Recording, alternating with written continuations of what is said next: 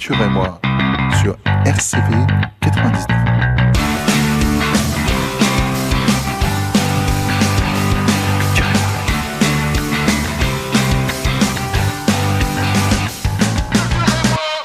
Hello, hello et bienvenue dans ce nouveau numéro de Culture et moi. Alors aujourd'hui je ne suis pas seule, aujourd'hui mon invité est né en 2002 et vous verrez pourquoi j'en parle parce que c'est très important pour la suite. Mon invité a un peu le syndrome de Peter Pan, enfin un peu, on en reparlera plus tard. Mais il est surtout humoriste et aujourd'hui donc je reçois Tom Boudet. Salut Tom. Salut. Merci d'avoir accepté l'invitation. Mais merci à toi, merci dans beaucoup. Dans ce magnifique studio, notre grotte chez RCV. Mais j'adore. Il y a un côté vraiment très rock. Oui, c'est ça, c'est ça. J'aime bien. J'ai l'impression qu'on peut enregistrer un album là. C'est ça, très rock'n'roll. Alors, premier exercice, je suis obligé de te poser la question, Tom. Est-ce que tu peux te présenter ? Oh, avec grand plaisir. Alors, moi je m'appelle Tom Boudet, j'ai 23 ans, comme tu as dit, je suis né en 2002, ce n'est pas une blague, c'est la vérité. Je suis donc humoriste depuis, ça va faire 6 ans et demi maintenant. J'ai commencé tôt la scène, j'ai commencé la scène à 17 ans, au Spotlight à Lille, donc je suis d'ici, je suis du Nord, et j'ai un spectacle qui s'appelle Vous dit quoi, que je tourne un peu partout, à Lille, à Paris, et en tournée en France, en Belgique et en Suisse. Ouais, parce que là, on va en revenir, mais là, du coup, si t'es là, c'est parce que tu vas nous faire rire tout l'été à Lille, au Spotlight. Tu vas essayer, tu vas réussir. Et aussi parce que tu as une plus grosse date, du coup, c'est en octobre ? Novembre, le 25 novembre, ouais. Au Splendide. Ouais. Au Splendide. Ok. Bah écoute, on va un peu creuser tout ça. On va parler de ton spectacle, on va parler de tes inspirations, de comment on fait ton travail d'humoriste, de qu'est-ce qui t'inspire. Mais je propose qu'on commence tout de suite par un peu de musique, parce que du coup, dans Culture et moi, la tradition veut que ce soit les invités qui fassent la programmation de l'émission. Donc tu m'as envoyé des morceaux. Alors tu parlais d'enregistrer un album de rock, on est un peu là-dedans dans le registre général. Ah bah je pense complètement là, carrément. Parce que le premier artiste que tu m'as envoyé, donc c'est Oasis. Exactement. Tu as choisi un morceau Unplugged, donc c'est sur le dernier album, je crois, qui est sorti. Enfin, c'est un réenregistrement, si je dis pas de bêtises. C'est ça, en fait, ouais. Ils vont ressortir leur album Morning Glory, qui est l'album culte d'Oasis, et en fait, dedans, Noel Gallagher a repris des chansons déjà existantes en les faisant acoustiques, mais toujours avec les voix de l'époque et tout. Ouais. Donc c'est un mélange entre le passé et aujourd'hui, et c'est Acquiesce. Ton accent anglais est meilleur que le mien, quand même, si je peux me permettre. Bah, du coup, on écoute ça tout de suite sur Culture et moi. I've sacked him.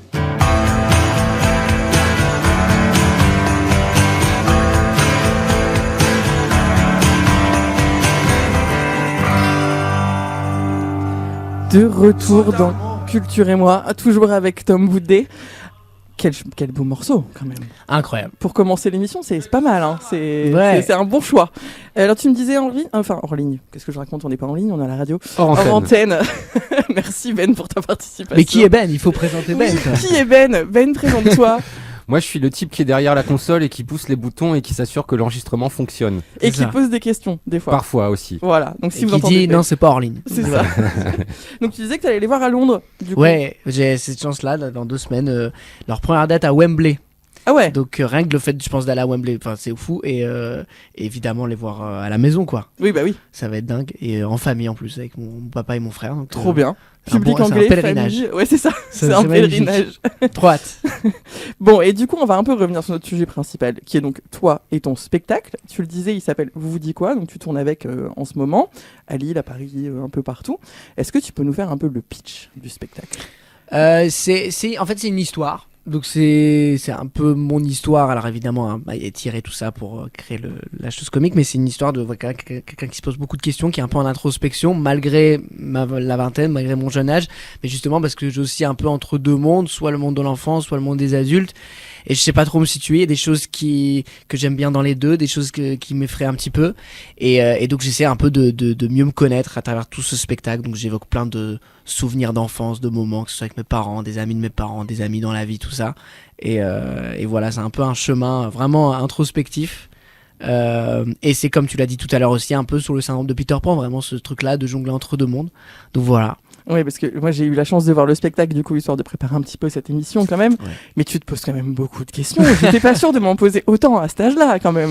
Bah ouais. Je suis vieille en disant ça. Non mais je peux complètement l'entendre, c'est vrai, mais je sais pas, j'ai toujours eu ce truc un peu de remise en question et de recul sur plein de choses. Et évidemment, bah là oui, moi je suis dans un âge où j'essaie vraiment de me connaître moi-même, parce que j'ai envie de faire ce qui me plaît dans la vie, des choses qui me passionnent. J'ai même envie que mon entourage soit le bon, donc bah forcément ça passe par beaucoup de questions comme ça, mais c'est chouette, je trouve que c'est ça qui fait grandir aussi, et là où, comme je te dis, tu peux plus axer sur des choses que tu aimes ou que tu n'aimes pas. Et puis on parlait en faisant rire les gens aussi quand même. Pour Ouais, faire passer ouais, la ouais. chose un peu plus, Ah un bah peu bien plus sûr, sympa. Eh bah, évidemment. Et puis en fait toutes ces réflexions sont juste, enfin c'est la plupart c'est des choses que j'ai vraiment vécues dans la vie et c'est des choses moi qui me font rire d'abord quoi. Quand voilà quand je raconte dans le spectacle un peu un de mes ratos, mais c'est un truc où évidemment dans la vie ça fait un peu mal, mais tout de suite j'ai eu toujours ce recul de me dire putain c'est fou quand même. Qu'est-ce que je vis, qu'est-ce qui se passe et c'est cool de évidemment d'en tirer du comique, mais ce qui me touche encore plus c'est quand je vois des gens s'identifier par rapport à ça. Et quand c'est des gens de plusieurs générations, évidemment des gens de mon âge, mais quand il y a des plus jeunes ou des plus âgés, qui, par exemple, des parents qui arrivent à voir soit eux jeunes, soit leurs enfants. Et je trouve que ça, c'est le plus agréable, quoi. C'est ce que j'aime le plus. Oui, et puis je pense que ça parle quand même à pas mal de générations. Moi, je suis venu avec ma petite nièce, du coup, Ouais. voir le spectacle, parce que je me suis dit, bon, vas-y, plus jeune que moi, je vais ramener le même créneau. Bah, bon, ça nous a fait marrer toutes les deux, Trop en bien, vrai, trop parce bien. qu'on s'y retrouve quand même. Enfin, je pense que tout le monde peut s'identifier à ça, et ce côté aussi un peu grandir sans grandir. Ouais, Je pense que c'est une vraie problématique. j'espère. Mais du coup, tu ris quand même beaucoup de toi. C'est un truc qui m'a fait un peu. Enfin, qui m'a un peu marqué dans ton spectacle, c'est que j'ai vu beaucoup de spectacles d'humour et souvent les gens se rient d'eux, mais surtout beaucoup des autres. Ouais. Toi, tu ris beaucoup de toi quand même. Enfin, c'est quand même assez drôle ce ton Ouais. d'autodérision incroyable. Bah, je pense déjà il y a de quoi faire. C'est pour ça. Et non, mais en plus j'aime bien cet aspect-là. Alors je trouve sur un début de spectacle, mais sur en plus un premier spectacle, Mhm. parce que les gens, pour la plupart, je suis dans une phase où beaucoup de gens viennent découvrir, donc me connaissent pas. Je trouve que c'est un peu la moindre des choses de dire avant de parler de vous, je vais quand même me foutre de ma gueule et tout. Et en plus, je pense que mon profil peut susciter plein de questions, de se dire bah justement il est jeune, donc mince, est-ce qu'il va nous faire rire, est-ce qu'il est pro, et que les gens, il y a beaucoup de gens qui savent pas donc ça va te manger quoi. Donc je trouve que c'est un peu la moindre des choses de faire ça, et je trouve que derrière des vannes sur les autres personnes que j'évoque dans le spectacle ou même sur le public, s'il y a un peu d'impro quoi, bah ça passe mieux quoi. Oui. Mais c'est comme dans la vie, tu sais, tu te présentes avant de dire ah, c'est quoi ton t-shirt, tu sais, voilà. Donc Le mec hyper désagréable, quoi. oui, c'est ça. Et il y en a qui font ça et tu te dis mais comment tu peux ne pas passer par donc je sais pas, et puis j'aime bien ça Ouais, donc c'est un peu thérapeutique, quoi. ouais, Mais, je pense. Ouais. Bah complètement, et puis ça m'aide, voilà, c'est le cuir est plus dur. Bon, alors du coup, si tu dis ça, j'ai peur du deuxième spectacle. Du coup, tu vas t'en prendre direct à ton public pendant 1h30. Du coup, Alors là, c'est ça. faut lâcher les chevaux là. Et du coup, tu le disais tout à l'heure, mais du coup, t'as commencé la scène hyper jeune. Ouais. Je crois que c'était 17 ans. C'est 17 ça, ans, ouais, au ouais, Spotlight. Ouais. Comment, genre, tu t'es pointé au Spotlight, t'as dit bonjour, je veux faire de l'humour, j'ai Bah, 17 ans. Ouais, en fait c'est assez marrant parce que enfin pour la perception des gens, et même moi en grandissant je me rends compte à quel point c'est tôt, et c'est vrai que ça peut être étonnant, mais en fait moi avant moi j'ai voulu faire ce métier dès que je suis arrivé en 6ème, donc à 11-12 ans, Ouais. et ce qui fait que de 11-12 ans jusqu'à 17 ans, pour moi il y avait un temps d'attente qui était énorme, et je souffrais de ça, je voulais vraiment monter sur scène, et évidemment bah je me sentais pas à ma place vu l'âge que j'avais évidemment, mais donc moi j'ai fait des vidéos sur YouTube en fait, Mhm. entre deux, parce que ça me permettait un peu de m'exprimer tout ça, mais ce qui fait qu'entre deux bah, je me suis beaucoup nourri de stand-up, de documentaires, donc quand j'ai démarré effectivement c'était jeune, mais j'étais dans un état d'esprit de ok je veux vraiment démarrer quoi, c'est pas pour essayer, non, c'est le début de quelque chose, donc à la fois c'est jeune, mais moi ça faisait vraiment des années que j'avais cette réflexion là, et oui le Spotlight a cette chance là où vraiment tu peux arriver et dire bah j'aimerais bien jouer, on te propose un créneau. Isabelle qui est la programmatrice du Spotlight, qui m'a toujours fait confiance et tout, je lui avais envoyé un message et je lui avais juste dit bah voilà c'est ma première scène, j'aimerais avoir une deadline, donc si tu peux me dire un mois à l'avance. Elle m'avait donné une date, donc un mois après, et j'avais pu me préparer. J'avais parlé à personne, Ah oui. et après mes parents sont venus me chercher, et là je leur avais dit la vérité. Ah, donc tes parents n'étaient même pas au courant de la première date. Non. En fait, alors ils savaient évidemment que je voulais faire ce métier. Je me rappelle, tu sais, le nouvel an d'avant, je leur avais dit peut-être que cette année je risque de me lancer. Résolution. Mais je voulais pas en fait, parce que même ramener des potes, parce que c'est la première scène et puis bah tu découvres plein de choses quoi. Oui, bien donc, sûr. donc je voulais pas me rajouter ça en pression, mais j'en ai parlé juste après, et voilà quoi. Depuis je me suis jamais arrêté. Mais trop bien. Trop bien. Bon, du coup, on va encore un peu creuser le sujet du spectacle, mais je pense qu'on va se réécouter un peu de musique Bon, avant. allez. Bon, alors, du coup, on va pas aller très très loin du premier morceau, parce que du coup, deuxième artiste, Noel Gallagher. Voilà. En solo, oui. Noël Voilà. qui est le guitariste et le compositeur d'Oasis, qui s'est lancé au solo après, entre deux, parce que là ils sont reformés, donc Ouais. la séparation des deux frères, et qui a une très belle discographie solo. Oui, un peu un album incroyable. Alors là, du coup, j'ai un peu complexité la prog parce que moi j'ai ramené un autre morceau parce que du Trop coup j'ai bien. écouté beaucoup quand tu t'as écouté. Donc toi t'avais choisi le morceau In the Heat of the Moment Ouais. et moi j'ai bien aimé le morceau I Wanna Live in a Dream in My Record Oh, Machine magnifique. parce que même le texte est complètement dingue. Donc du coup je te propose que là on écoute 2 parce que je me suis dit Oasis c'est Trop trop bien. facile tu vois d'en passer 2. Est-ce que je peux me permettre une petite anecdote? Vas-y bien Tu sais sûr. que ce morceau que tu vas mettre, Record Ouais. Machine, c'était un morceau qui était prévu pour Oasis si Ah il n'y ouais. avait pas eu séparation. Et il l'a gardé en stock et il l'a ressorti. Donc t'as une version avec Liam qui chante Ok. en démo sur YouTube. Je vous file voilà, l'anecdote c'est pour moi. Faut chercher, faut Voilà. trouver ça. C'est pour Radio Vauban Campus. Je sais plus dans l'ordre. Radio Cité Vauban. Radio Cité Vauban Campus. J'ai Vauban, on est- renommé les t'as fait une fusion. France Inter. Mais non, pas du tout. Enfin, on écoute ça tout de suite du coup dans Culture et moi.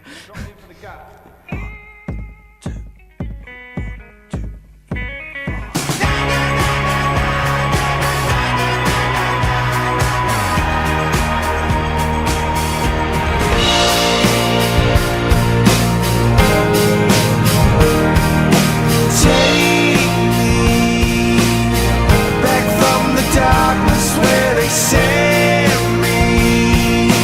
I give hope to places where it can't be.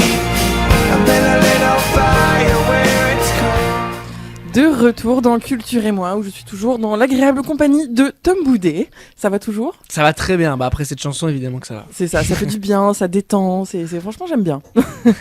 Alors on parlait de ton spectacle un peu enfin avant la musique. Tu parlais des sujets que t'évoquais et tout ça. Et moi pour avoir vu le spectacle, je trouve quand même que tu t'inscris un peu dans cette nouvelle vague d'humoristes français. Enfin je sais pas si c'est français, mais surtout moi je les repère surtout en France, où il y a quand même un type d'écriture quoi. C'est un peu plus, comment expliquer ça? Un peu plus sensible, un peu plus personnel, moins...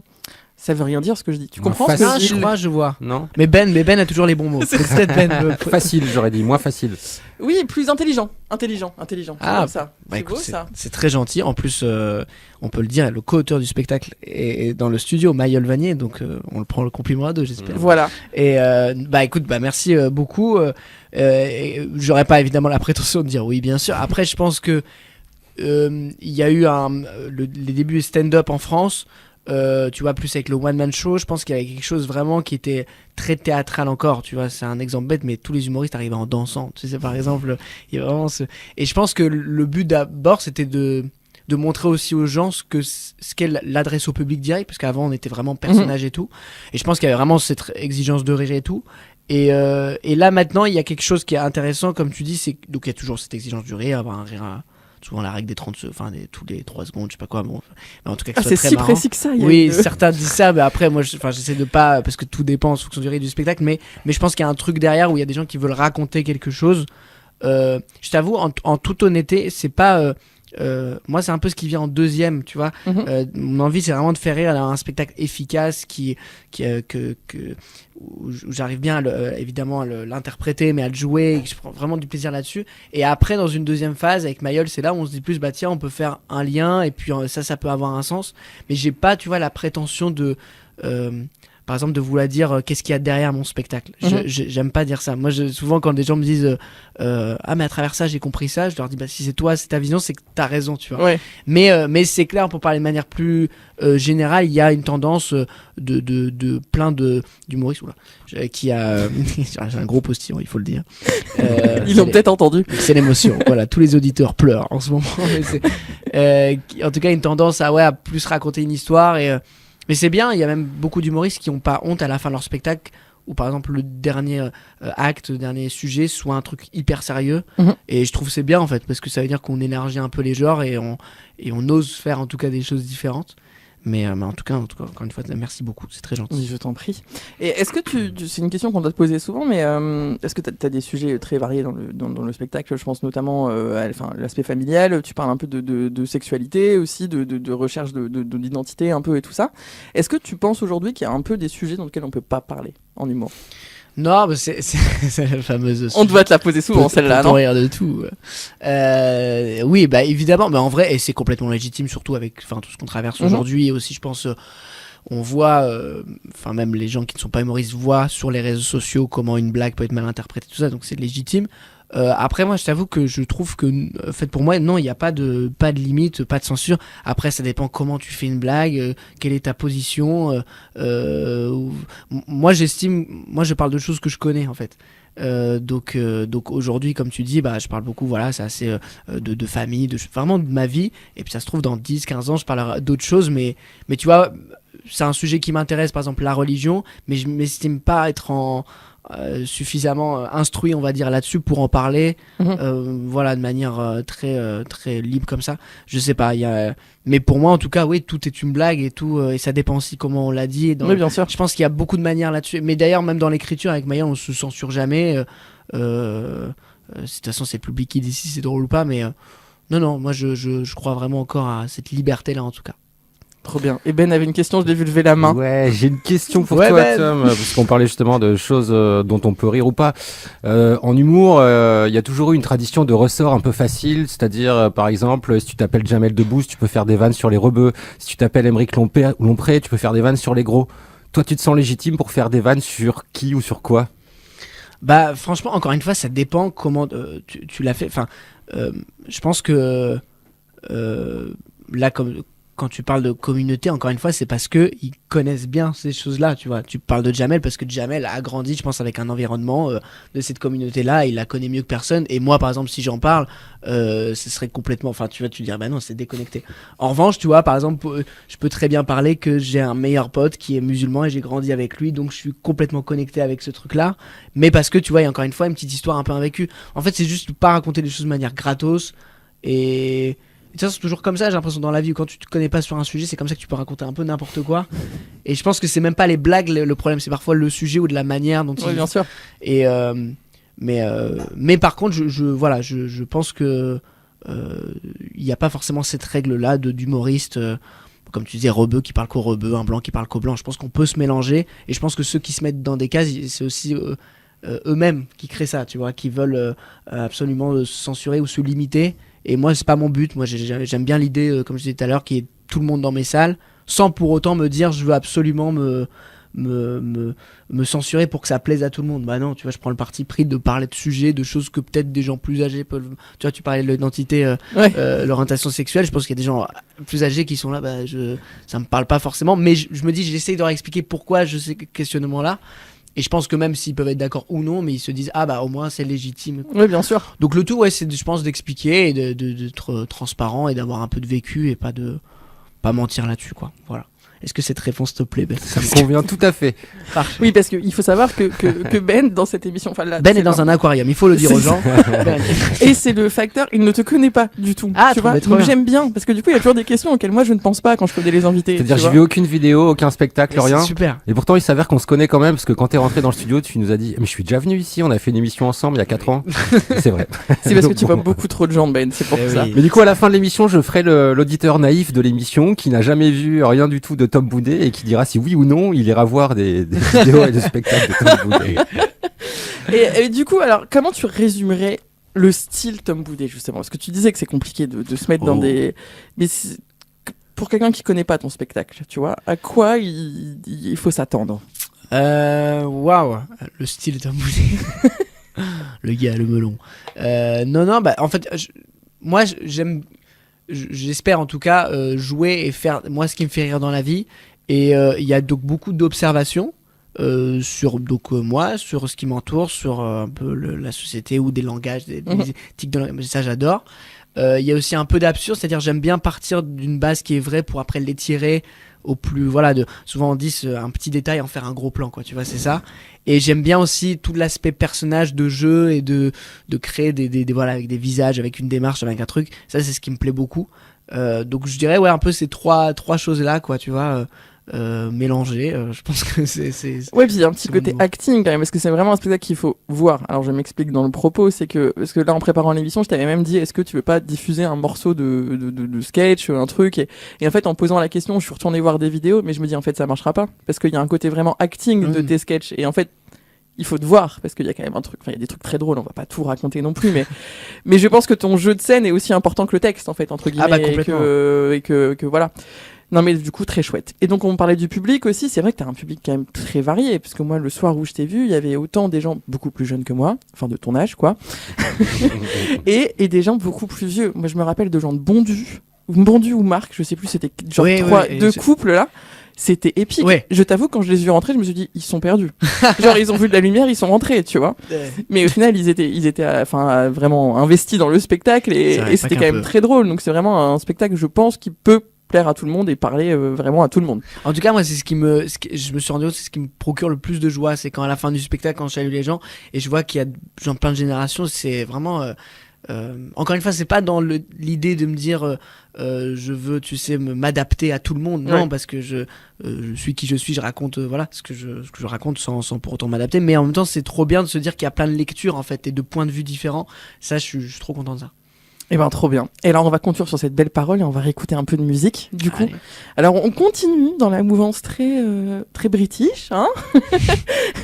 T'as choisi David Bowie. Oui, évidemment. Je crois que c'est l'artiste que je passe le plus dans l'émission David Bowie. Il y a quand même un truc tout le monde est d'accord hein, sur David Bowie. Tu étais fan? Alors moi j'en avais pas mis dans la mienne. Non. Oh, t'es sûr de ça? Moi j'avais mis du Prince, c'est pour ça. Oui, c'est pour ça. Non mais voilà. Oui, évidemment. Non mais moi j'aime beaucoup David Bowie et je me rends compte que des gens qui aiment plein de styles de musique différents sont quand même assez tous d'accord sur David Bowie. Ouais. C'est un peu le mec qui fait l'unanimité, tout le monde est d'accord quoi.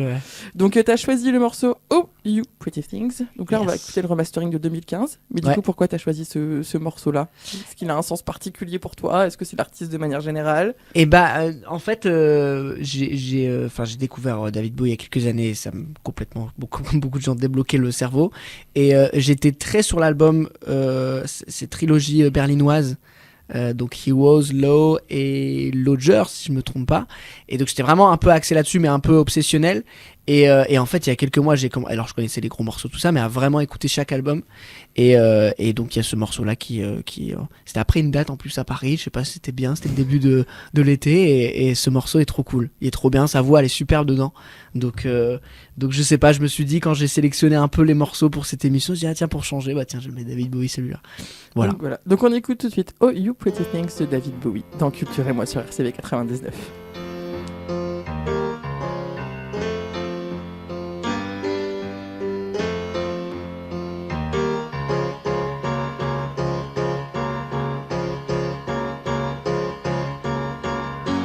Wake up your sleepy head, put on some clothes, shake up your bed. De retour dans Culture et moi sur cette ère de David Bowie, toujours en présence de Tom Boudet. J'aime beaucoup ta sélection musicale, ça me fait plaisir. Merci Juliette, merci beaucoup. On a parlé un peu du spectacle, ça, du fait que tu as commencé très jeune, de 17 ans et tout ça. Ça a été quoi le déclic pour toi de te dire je veux faire de l'humour? Parce que tu dis que tu étais hyper jeune, même quand tu as eu cette idée-là. Comment c'est venu? Enfin, d'où ça vient? Moi j'ai eu la chance d'avoir une éducation par mes parents vachement dans la culture, beaucoup dans la musique. Mon papa lui voulait être musicien, tout ça, et enfin tout est passé, Oasis, tout ça, moi c'est une musique que j'écoutais très tôt, du coup grâce à lui et ma mère aussi. Donc très tôt je suis allé voir des concerts. Mon premier festival de musique par exemple j'avais 6-7 ans. Trop bien. Donc vraiment j'ai toujours été happé par C'était où? Partout. C'était au Main Square. C'était au Main Square et vraiment c'était alors l'année Coldplay, Viva la Vida, donc en 2009, où même Mika est au top, il vient de sortir Relax, tout ça et tout, et moi je suis ébahi. Et Dépêche Mode, non, il y avait pas cette année-là. j'ai pas le souvenir, je crois que c'est plus tard. Je crois que c'est une des dernières années où j'y ai bossé et c'est là que je me dis qu'il est beaucoup plus jeune que moi. Tu vois. Encore la grande place. Oui, c'est ça, c'était sûr. 2009, c'est l'année où il y a eu Metallica d'ailleurs, il me semble. Ah, je sais plus. Ah ouais, ok. Et j'ai le souvenir vraiment de Coldplay et de Chris Martin qui fait même une reprise de Michael Jackson qui venait de décéder. Ouais. Et en fait, j'ai toujours été happé par la scène, mais même par tout ce qui est à côté, quoi. Voir la magie des gens, l'adrénaline avant un spectacle, les gens même la régie, la technique, tout ça me fascinait. Donc vraiment, j'étais à fond là-dessus. Mais la musique me plaît beaucoup, mais j'ai l'impression que je faisais ça parce qu'on m'avait transmis ça. Ouais, bien sûr. Et en fait, quand j'ai découvert des humoristes par moi-même, c'est là où il y a eu vraiment un déclic, et surtout un sketch de Gad Elmaleh sur la sortie d'école dans son spectacle Papa est en haut. Et en fait, déjà le sketch trop drôle, et il me parle, mais c'est au-delà juste de c'est drôle, c'est mon langage, c'est-à-dire qu'il débloque plein de choses dans ma tête. Il y a un truc qui me touche, c'est que je vois mes parents rigoler. et moi aussi, mais forcément pas aux mêmes choses. Mais du coup, je me dis, oh, putain, il touche tout le monde. Ouais. Et en plus, sortie d'école, moi j'étais donc en CM2, 6ème, le sujet Bien sûr. me touchait vraiment, et de me dire, mais ce mec-là qui devait avoir 35-40 ans, putain, il est précis. Et vraiment, ça a été un peu un déblocage. Et après, derrière, je découvre plein d'humoristes français, américains, belges, suisses et tout. Et ça devient une vraie passion, le stand-up et l'humour en général, même au cinéma, au théâtre, tout ça. Et donc voilà le déclic. Un sacré déclic, hein. C'est ça. Et tu disais que tu étais sur YouTube un peu avant de faire des plus Ouais. jeunes. Ouais. Tu faisais quoi comme format sur YouTube? J'ai pas été voir, tiens, ça existe encore? Oui, bien sûr. J'ai gardé toutes les vidéos. En fait, c'était des espèces de stand-up de chambre. C'était Ok. ce qui se faisait à l'époque avec Cyprien, Norman, tout ça. Mais donc, t'es dans ta chambre et tu parles de ce que tu vis au quotidien. Et je trouvais, moi, c'était vraiment le truc parfait entre stand-up et en même temps, comme j'avais 12 ans, le faire chez moi. Et après, est née notre passion qui était l'audiovisuel, le montage et tout. Mhm. Et au fur et à mesure, j'en ai fait beaucoup. J'ai inclus beaucoup d'amis à moi. Et on a même fait des petits courts-métrages, tout ça. Ok. Et vraiment, j'adore. La chaîne YouTube, je suis trop content. C'est un peu un petit fourre-tout de plein de vidéos un peu chouettes et de moments un peu précis dans ma vie. Et je suis trop content. Genre, ça a pu vraiment m'aider à déjà écrire, Ouais, bien d'avoir sûr. ce muscle-là et d'assumer, de jouer et tout. Là-dessus, c'est trop cool, quoi. Mais tu parles de musique, mais je crois que vous faites un peu de musique quand même, non? J'ai vu un truc passer sur YouTube là. Y a pas un petit truc Alors, là? alors moi, je fais de la guitare. Ok. Je fais de la guitare depuis je suis petit, tout ça. Et en fait, on a la chance d'avoir une manager, une productrice qui a un studio dans sa boîte de prod, puisqu'elle gère des artistes musicaux. Et dans le studio, il y a une batterie. Et Mayol, on dit voilà, moi je fais de la guitare, tu fais de la batterie. Et donc Mayol s'est exercé. Et moi, je lui trouve un talent à la batterie qui consiste à 1, 2, 3, 4. C'est-à-dire, ça fait 1, 2, 3, 4. 1, 2, 3, 4. Mais C'est la base après, hein. c'est la base et il l'a réussi très vite. Et là où moi j'ai des gros problèmes de coordination avec moi. Mais non, on a tenté ça. Mais tu vois, ça, par exemple, on l'a filmé, on l'a mis sur YouTube. Comme ça, c'est une espèce de petit vlog. Mais c'était juste, j'aimais bien cette idée-là de dire voilà, c'était un moment marrant filmé. Mais c'est clair que la musique occuperait une grande place dans ma vie. Voilà quoi, de tous les jours.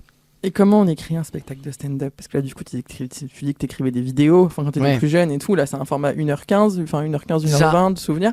C'est quand même un taf différent d'écrire un spectacle aussi Ouais, long, bien sûr. de trouver les gags et tout ça. Comment tu travailles ça? Comment tu... Et puis c'est plus exigeant parce que déjà t'es en vrai, donc faut vraiment être rythmé, tout ça, faut que ça soit, c'est un peu un travail d'artisan quoi, c'est au mot près. Et puis après sur le spectacle d'une heure il y a autre chose, c'est-à-dire qu'il y a un rythme à avoir sur une heure, une histoire, une cohérence, et c'est là où Mayol m'a beaucoup aidé. C'est au-delà même des blagues, c'est Mayol m'a déjà dit non mais là ça va pas en cohérence avec ça, là tu répètes plusieurs fois le même mot, tout ça. Donc c'est pour ça écrire un spectacle à quatre mains c'est beaucoup plus facile.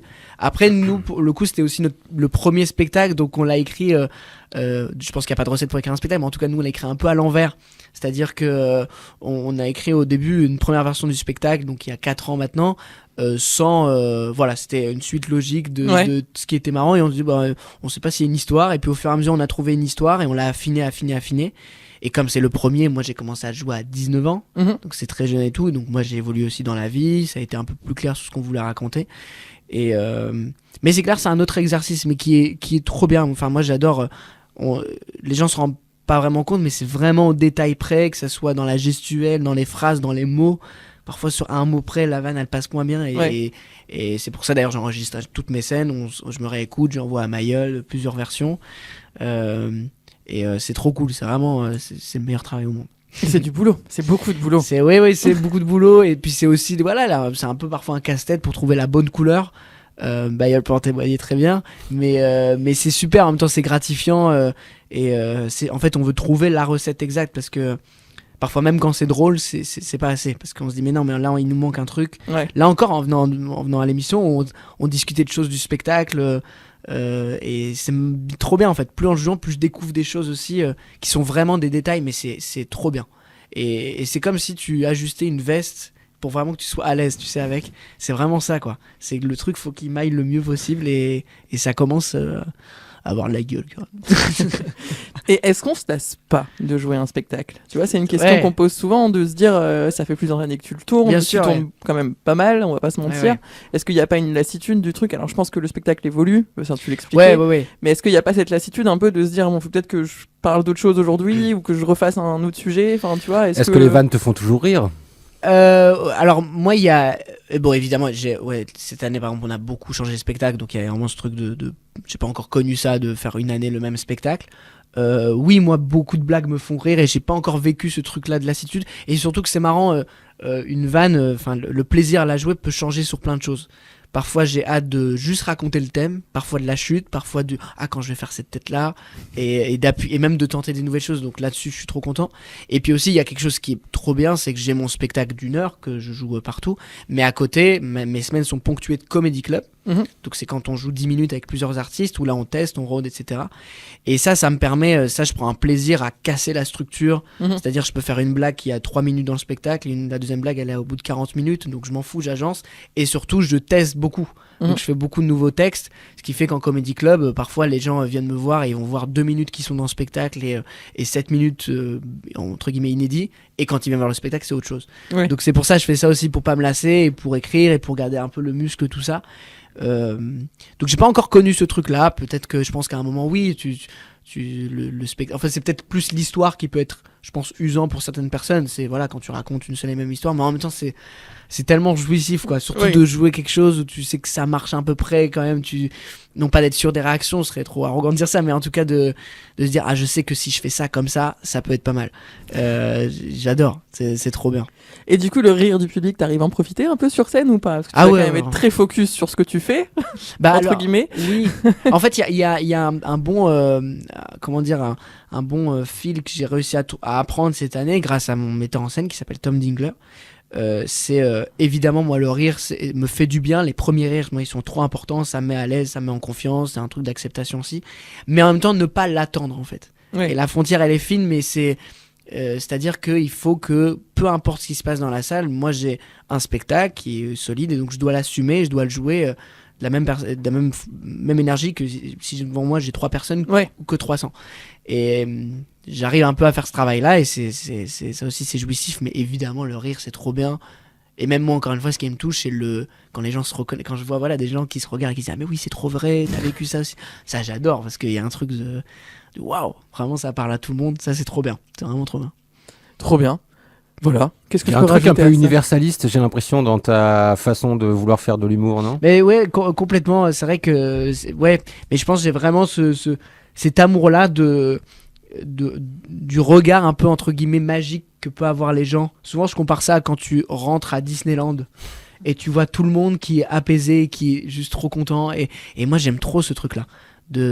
Quand chacun on se retrouve, qu'on est un peu tous ensemble, sans pour autant, encore une fois, vouloir absolument plaire à tout prix, tu vois, c'est comme ça que tu te restreins.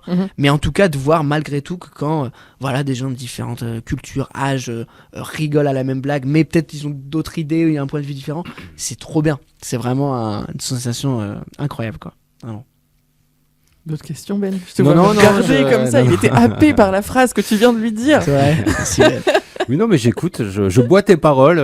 Ça me donne envie pour l'instant d'aller voir le spectacle, mais ne crois pas que l'émission est terminée. Hein. Je donnerai mon avis à la fin. Il est dur, faut faire attention. À tout moment, je me prends un bâche. Attention. Bon, on va faire encore une petite pause musicale. Ouais. Alors, ce que j'ai bien aimé dans ta sélection, c'est que tu m'as envoyé 2 découvertes. C'est trop bien, parce que j'aime bien cet exercice-là.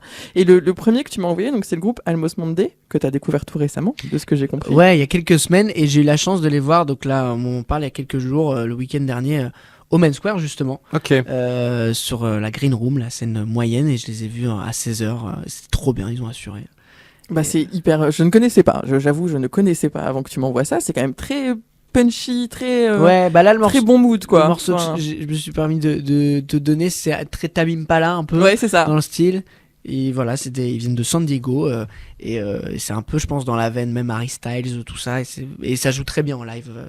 Donc je suis trop content si on va les écouter. Et j'en ai mis 2, du coup j'en ai rajouté. Ah, trop bien, trop cool. Du coup on va écouter le morceau Jupiter, et après on écoutera le morceau Sequoia aussi, qui était très cool sur leur chaîne. Donc voilà, on écoute ça tout de suite dans Culture et moi sur RCV 90.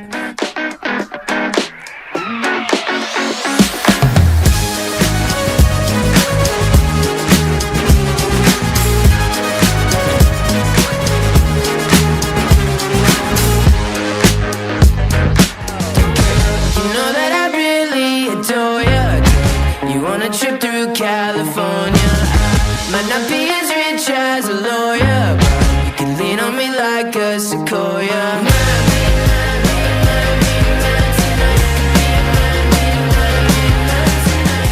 De retour dans Culture et moi, donc avec la découverte de Tom Boudet, enfin la première découverte de Tom Boudet, qui s'appelle Almost Monday, qui est très très chouette quand même. Merci pour cette découverte. Avec plaisir. Alors, on parlait un peu de ton parcours, de ton histoire, de ce que tu faisais, enfin comment tu étais inspiré et tout ça. Et je pense qu'il y a quelque chose, enfin il y a un sujet dont on est obligé d'évoquer, c'est Eric et Ramsey. Ah oui, mes copains. C'est le Comedy Class. Bien Non, sûr. parce que je vais être tout à fait honnête avec toi, moi c'est comme ça que je t'ai découvert. Ok. C'est parce que je te connaissais pas avant, je préfère le dire en toute honnêteté. J'ai trouvé le format très très cool de manière générale. Est-ce que tu peux nous expliquer un peu ce que c'est ? C'est toujours dispo sur Prime Ouais, Video. bien sûr. Nous expliquer un peu à quoi ça ressemblait. C'est Comedy Class, c'est un. Je vais même prendre cet exemple, c'est un The Voice de l'humour. Ouais. Donc c'est un talent show présenté par Eric et Ramsey et on était plus de 80 humoristes au départ.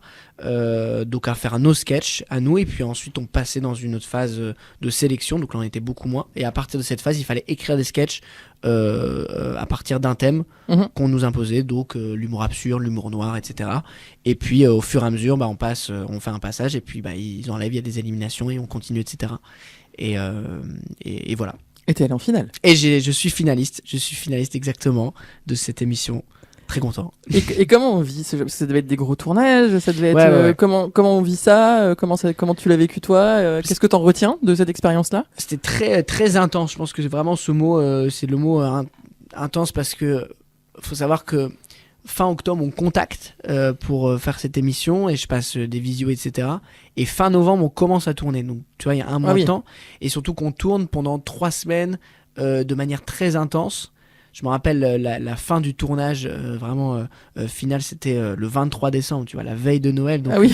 Et en plus tout ça, on était un peu confinés dans un hôtel à Paris, tout ça. Les séances d'écriture, c'était dans une salle, on devait écrire tous ensemble, tout était filmé. Donc il y avait vraiment ce truc d'immersion, ce qui est bien aussi dans ce genre d'émission. Mais voilà, c'était très très intense. Et puis aussi le fait de jouer. Tu joues devant Eric et Ramsey, un guest en plus. Donc, t'as vu, Oui, Florence c'était pas des Foresti, petits guests en plus, quoi. Ouais, non, Florence Foresti, Mister V, Jérôme Niel, Marina Foïs, Jean-Pascal Zadi, tout ça. Du public aussi. Et puis, quand on écrivait des sketchs avec un thème imposé, c'était du test, quoi. Par exemple, il y a un sketch sur l'humour noir. Moi, c'est pas du tout mon humour. Qu'est-ce que je vais dire dans l'humour noir ? C'était vraiment le défi. Mais là-dessus, voilà, c'est pour ça aussi que j'ai accepté cette émission parce que moi, c'était dans un élan créatif, quoi, de me dire justement qu'est-ce que je vais faire lors du roast, lors d'humour absurde, lors de l'humour noir. Et là-dessus, avec Mayol, on s'est vraiment amusé à écrire plein de choses et justement un peu sortir notre zone de confort sans pour autant se complètement changer. Oui. Et voilà, je pense qu'en toute modestie, c'est ça qu'ils ont apprécié aussi. Alors, j'ai regardé tes passages avant l'émission. Ouais. Tu t'es quand même pris beaucoup de compliments, moi j'ai l'impression. T'as pris ouais beaucoup de compliments. Alors, j'ai quand même des trucs. Alors, attends, j'ai noté. T'es prêt ou pas ? Florence Foresti a dit que t'avais une bonne gueule et que t'étais un acteur en devenir. Eric est sous ton charme, apparemment. Il fait pas de l'humour noir, il fait de l'arme noire. C'est beaucoup mieux. C'est vrai. Signé Ramsey. Alors, ils ont mal prononcé ton nom, apparemment, par contre, Oui, souvent. Tom Baudet. Et Ramsey t'a demandé si tu voulais être son fils. Ça, c'est vrai. C'est pas mal. T'as Ouais, répondu, ouais. tu t'as dit oui ? Je dis oui, papa. Non, t'as dit je préfère être le fils de Judor, non ? Mais non, évidemment, c'est trop. En fait, moi, ce qui me touche là-dedans, c'est que ce sont des personnes qui ont vécu beaucoup de choses et qui ont une vision. Tu vois, Florence Foresti, moi, ça me touche d'autant plus parce que c'est quelqu'un qui fait du stand-up encore aujourd'hui, qui connaît bien la scène, qui elle est même sur des critiques qu'elle faisait aux autres humoristes, mais elle est sur le détail, elle est précise sur plein de choses. Donc d'avoir un peu de son expérience ou de ses retours, c'est fou. Et là, ce qu'elle me dit, évidemment, moi, c'est un truc que je garde à vie, quoi. C'est fou. Donc non, je suis trop content de ça. Vraiment, c'était vraiment intense, quoi. Le mot est là. Vraiment intense. Bien et intense. Et du coup, il y a Jean-Pascal Zadi qui pose une question dans l'émission et je veux avoir la réponse. Est-ce que vous les entendez vous critiquer ou pas, pour de vrai, après vos passages ? En fait, on avait un retour télé dans tu sais, le coin loge et le temps que tu sors de scène, parce que enfin bref, on avait une espèce de petite micro-interview entre deux et on n'avait pas trop le temps. Après, il y a certaines séquences non parce que c'était genre dans un studio tout ça, mais non, là-dessus c'était assez abrupt. On pouvait pas les voir avant. Ils nous saluaient, mais pas plus que ça, pas les guests. on découvrait les guests sur place. Ah oui. C'est-à-dire 10 minutes avant. Et bah, ce sera Florence Foresti. Ok, d'accord, super. Donc, parce que mais c'était aussi voulu pour l'immersion, etc. Et là, ils ont tourné une saison 2 qui, je pense, par contre, ils sont un peu revenus de ça. Peut-être, je crois qu'il y a une proximité un peu plus proche avec les mentors et les candidats, ce qui est pas plus mal. Et puis moi, ce que j'ai beaucoup apprécié dans cette émission, c'est aussi le fait que ce soit la première saison. Donc c'est-à-dire que pour eux, comme pour nous, comme l'équipe technique, il y a vraiment ce truc de aller tous ensemble, on va créer quelque chose. Et ça, c'était vraiment jouissif aussi de voir comment un directeur, une directrice artistique fabrique ça, et parfois il se trompe, parfois il demande carrément notre avis et tout. C'est hyper intéressant là-dessus. Oui, du coup, le fait que vous n'ayez pas contact avec les juristes, peut-être aussi par rapport à l'écriture, non ? Pour pas que vous adaptiez un peu votre type d'humour à la personne. Oui, je pense qu'il y a de ça, et puis aussi pas pour nous influencer ou trop. Aussi, il faut se dire clairement d'avoir peur, quoi. La pression. C'est ça. Moi, si on m'avait dit avant, il y a Florence Foresti, derrière, tu t'en parles à des gens et tout. Et d'ailleurs, c'est marrant parce que je me souviens de ce moment-là, parce que c'était le premier guest, c'était Florence Foresti, donc c'est déjà du lourd d'entrée de jeu. Et comme tout le monde, j'ai eu une montée de pression, et après tout de suite j'ai pris le truc de manière très positive en train de me dire mais c'est trop bien en fait, j'ai la chance de là, je vais la voir entre guillemets pour moi, elle va m'écouter pendant 5 minutes, c'est trop bien, c'est une chance de ouf. Et est-ce que ça a changé quelque chose pour toi de participer à cette émission ? Est-ce qu'il y a vraiment eu un avant-après ou pas ? Oui, si, après ça n'a pas ça n'a pas complètement changé toute ma vie, mais faut le dire quand même, si ça met une bonne lumière sur mon travail et sur le spectacle. On a eu beaucoup d'opportunités derrière, que ce soit des aides de spectacle et tout, ça fait une très belle vitrine. Après, je pense que derrière, il faut confirmer, et j'ai la chance d'avoir des salles qui me font confiance, comme le Point Virgule à Paris, le Spotlight, tout ça, et même derrière, on s'est vachement professionnalisé avec mon équipe. Voilà, il y a eu Tom Dingler qui fait la mise en scène. Avec Mayol, on a redoublé aussi de travail. On a toute une équipe qui gère. Donc, c'est clair que les retombées là-dessus, en tout cas, personnellement, elles sont super. Est-ce que tu gardes un contact avec, je sais pas, des jeunes comme toi que tu as rencontrés là-bas, ou alors avec l'équipe de prod, Ricky Ramsey L'avantage, c'est que tous les humoristes, déjà, on a ce truc, le fait d'avoir fait cette émission, il y a un peu comme si on avait fait Koh-Lanta, quoi. C'est-à-dire c'est un truc un peu ancré, on sait ce qu'on a vécu, et pour la plupart, je joue tout le temps avec eux dans les comedy clubs à Paris ou ailleurs, donc, et voilà, des gens comme Adèle Fugazi, Elliot Doyle, Camille Laurent, c'est des amis, quoi. Donc là-dessus, c'est trop bien.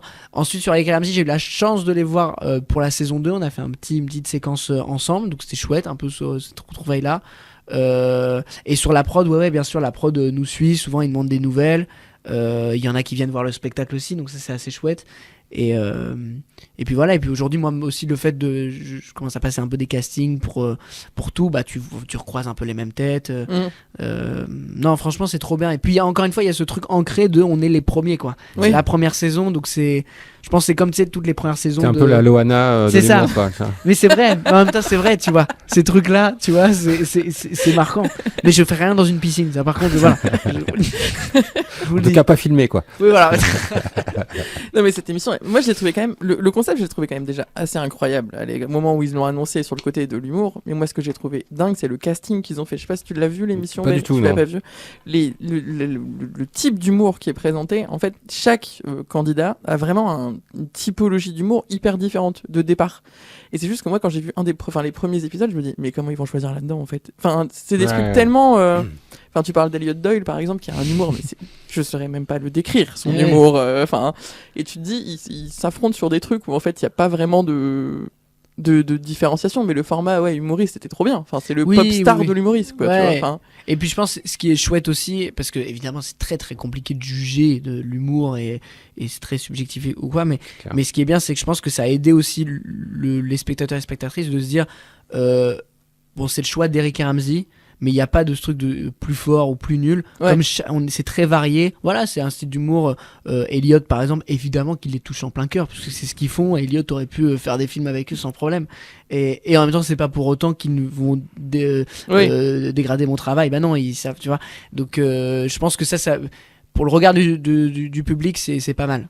c'est pas mal de montrer qu'il y a plein de styles d'humour variés. Et aussi, c'est une bonne réponse à des gens qui peuvent dire ah mais le stand-up, ils sont tous pareils et tout. Oui. Non, là c'est le cas. Tu regardes une émission, tu fais Ah oui, que c'est un pas du tout le numéro, enfin, le premier numéro, on a bien compris qu'il y avait des registres différents Ouais. dès le début. Bon, bah, top. Du coup, c'est toujours dispo, je crois, sur Ouais, Prime. bien Bah sûr, oui, je l'ai regardé, bien sûr. du coup, oui, donc C'est l'avantage toujours aussi que ce dispo. soit sur une plateforme comme Prime Video, c'est que ça ne s'arrête jamais en fait.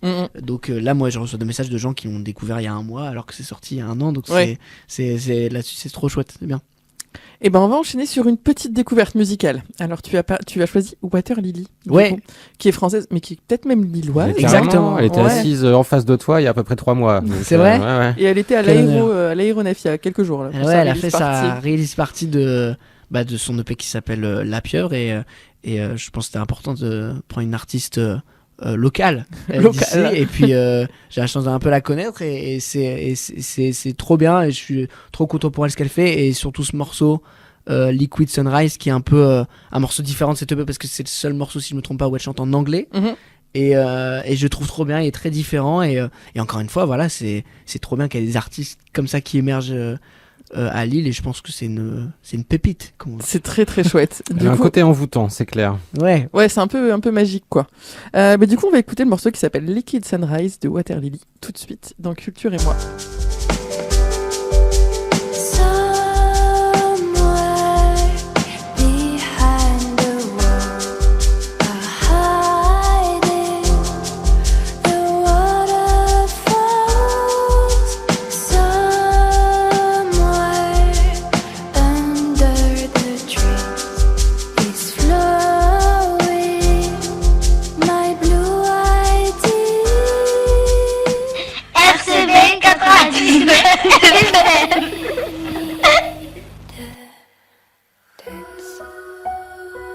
I need your face, I need your arms around my waist. I need a friend to hold me when I fall asleep, to catch me when it's hard to breathe. De retour dans Culture et moi avec ce petit moment de douceur. C'était Water Lily, du coup la découverte de Tom Boudet. Du coup. Exactement. Alors c'est un peu dur de reprendre après ça. Là, on est Ouais, un peu c'est détente et l'émotion. tout. Parce qu'en plus on arrive déjà dans la dernière partie de l'émission. Alors déjà, est-ce que tu peux nous faire un petit récap des endroits où on peut te voir là bientôt? Parce que du coup cet été t'es beaucoup là, à la rentrée aussi.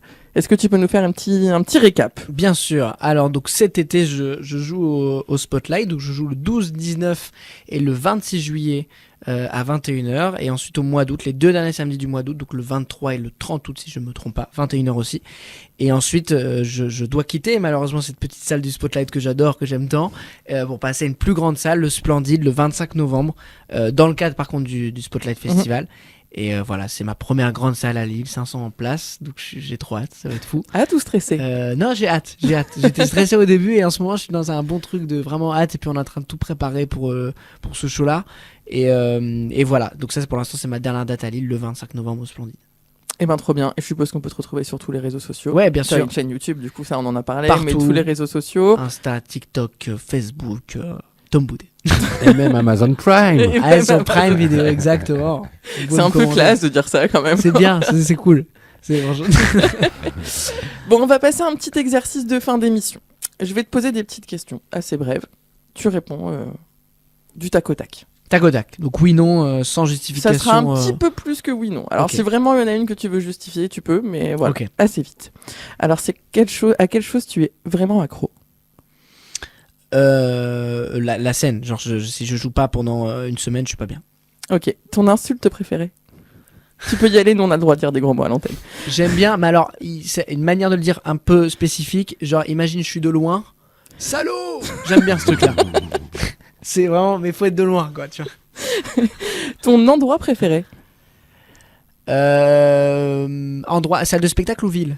Ce que tu veux. Tu peux dire ta chambre si tu veux. C'est vraiment un parc, Bah une écoute, salle. j'ai envie de dire Londres. J'y Londres suis allé il y a quelques mois encore et j'adore cette ville. Trop bien.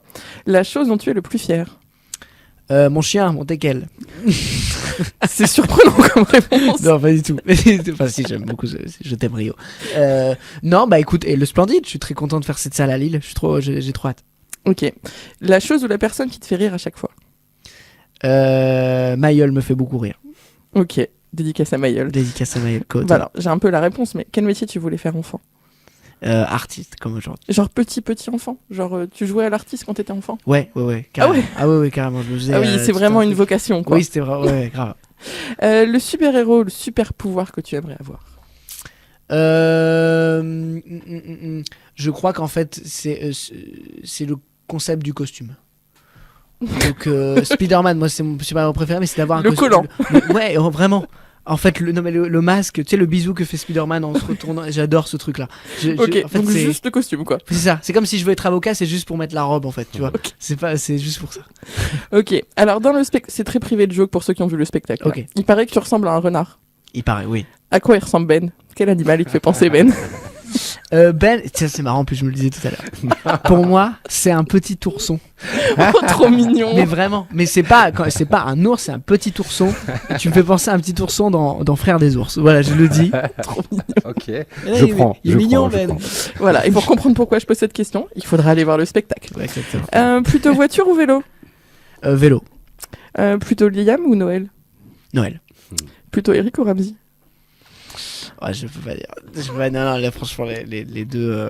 Je peux faire nuancer. Vas-y. En termes d'acting, il m'a beaucoup surpris, c'est Ramsey, parce qu'en ce moment, il fait un peu du drame, tout ça. Mhm. Mais en termes d'écriture, Eric, tous ses films et tout, je suis très très fan. Ok, neutre, balle au centre. C'était la dernière Voilà. question. Ça va. Ça T'as bien va. répondu. Ouais, j'en rajoute une. South Park ou Rick et Morty? Les Simpsons. Ah, cette réponse Tu triches. insupportable. Je ne viendrai pas voir ton spectacle. Je suis désolé. Et du coup là, on va passer à c'est mon moment préféré de l'émission parce que du coup, on va découvrir ton plaisir coupable. C'est la musique que j'adore, mais je le dis à personne. Alors celle-là, je l'aime bien. hein. Stop. Ta meilleure amie. Par contre, tu le dis à personne. Je le dis ou je le dis pas? Petit exercice de tous les invités, je leur demande le morceau un peu honteux, mais qu'ils aiment bien écouter quand même. T'as l'air de l'assumer, parce que moi souvent il l'assume complètement. pas du tout. Genre j'ai même eu la réponse de tu vas vraiment le diffuser? Bah oui, c'est le principe. En fait, mais après, il a aussi particulier le plaisir coupable parce qu'il peut ne pas être coupable dans certaines situations. Par exemple, si l'équipe de France gagne la Coupe du Monde, souvent les gens aiment le mettre. Mais moi, c'est une chanson qui, avec Mayol d'ailleurs, elle nous fait vriller mais au quart de tour. C'est-à-dire que les premières notes, c'est que de la joie et c'est magnifique. Je Oui. sais pas c'est quoi, il va voir. Mais vraiment, j'adore. Est-ce qu'on dit ce que c'est du coup? On Non, laisse les il faut- gens non, non, découvrir. on va pas le faut dire. On dit rien. Je veux que Mayol vrille devant eux. Et du coup, avant de rendre l'antenne, est-ce que tu as un petit mot de la fin? Est-ce qu'il y a quelque chose que tu veux rajouter? Est-ce qu'il y a quelque chose que tu veux déclarer? Est-ce que, je sais pas, est-ce qu'il y a quelque chose? Déjà un grand merci à vous tous, merci Julienne, merci Ben pour l'accueil, c'était super bien, je suis ravi d'être ici. Écoutez, venez me voir en spectacle. Avec Mayol, on fait un bon spectacle. En tout cas, ça part d'une bonne intention. Et puis voilà, j'espère qu'on va vieillir ensemble. Pas trop, mais voilà, quand même. Ah bah, j'ai hâte de voir le deuxième spectacle, du coup. Tu Moi auras aussi, 30 j'ai ans, tu vois, j'ai hâte de voir les sujets. Hein, là, ça va être... Bon, du coup, on va se quitter là-dessus. Je vous invite du coup à réécouter l'émission qui est disponible en podcast, à venir sur les réseaux pour voir les petites photos et les interventions des coulisses, parce que là, du coup, vous voyez pas nos têtes, mais du coup, sur les réseaux, vous les verrez. À nous suivre. Et puis moi, je vous donne rendez-vous dans une semaine, du coup, pour une nouvelle émission. On sera sur un autre registre, vous verrez. Et on se quitte tout de suite, du coup, avec le plaisir coupable de Tom Boudet. J'ai pas dit le nom. Hein. À bientôt sur RCV 99.